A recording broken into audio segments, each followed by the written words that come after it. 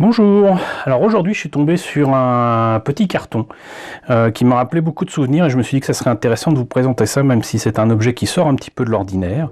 Et il s'agit en fait d'une boîte à musique qui est également une figurine en porcelaine.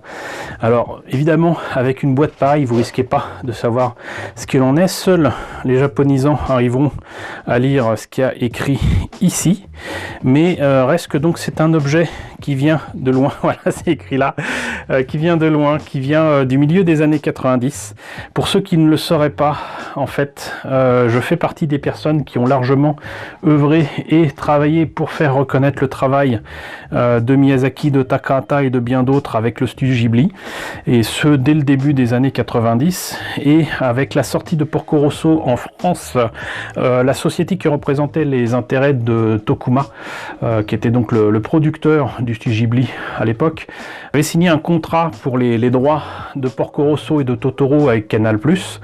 Je vous passe les détails, mais le fait est que Canal+ avait fait une commande pour obtenir des objets d'exception, des objets de promotion autour de la sortie du film Porco Rosso.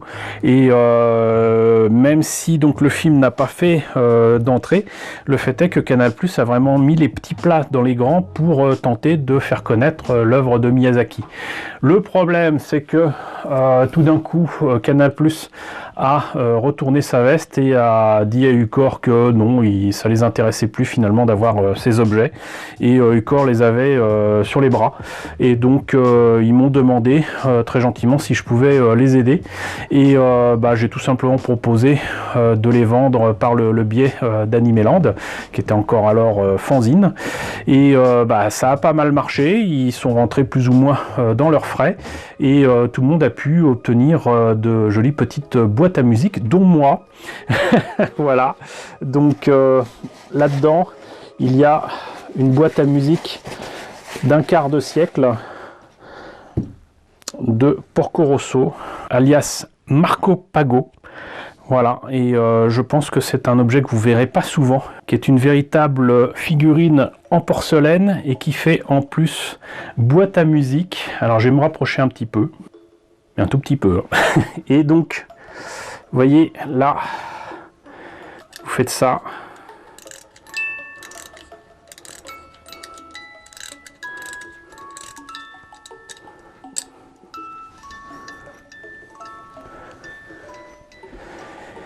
Et donc, Porco Rosso qui joue Le temps des cerises.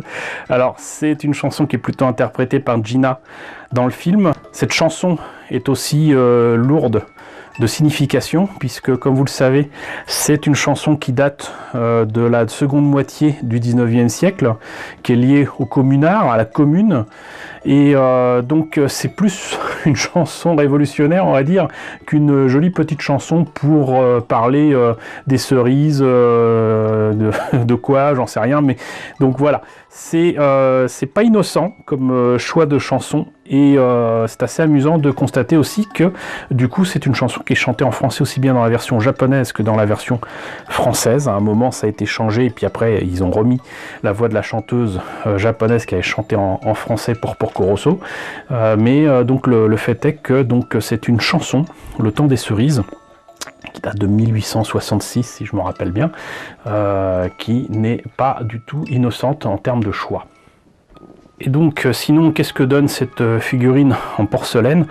Je dois vous avouer que si les volumes, la sculpture ou quoi, c'est quand même assez agréable à l'œil, ce qui est beaucoup moins, c'est le travail de peinture qu'il y a dessus. Alors cela dit, le travail de peinture sur de la porcelaine, c'est pas le travail de peinture sur une figurine en résine ou quoi, ça n'a strictement, mais vraiment rien à voir. Et le fait est que si je devais rattraper les coups de peinture que je vois un petit peu trop sur ces figurines, et refaire ça à mon goût, le côté porcelaine il serait complètement, totalement perdu, et ça serait bien dommage, d'autant que encore une fois c'est un objet exceptionnel et très certainement qui existe en quantité extrêmement limitée. Donc moi je suis quand même bien content de l'avoir. En plus de ça, c'est un peu un trophée pour moi, voilà, c'est un petit peu le cadeau de remerciement de quantité d'années de travail et de collaboration avec mes amis japonais, et pas japonais d'ailleurs, de Ucor. Et ça me rappelle donc ce temps où vraiment fallait lutter, fallait vraiment se bagarrer avec les médias, se bagarrer avec les cinémas, se bagarrer pour faire reconnaître une œuvre exceptionnelle, le travail de plusieurs réalisateurs autour du cinéma d'animation japonais qui avait et qui a toujours mauvaise presse, notamment à cause d'une certaine émission sur TF1, mais reste que donc voilà, ça me rappelle ce temps jadis où il y a 25 ans, donc Porco Rosso sortait enfin en France et malheureusement n'a pas fonctionné. Il faut attendre, je vous le rappelle, donc décembre 99 pour avoir Totoro au cinéma, et encore ça a été limite. Ensuite janvier 2000 pour Princesse Mononoke, c'est là que les choses démarrent vraiment.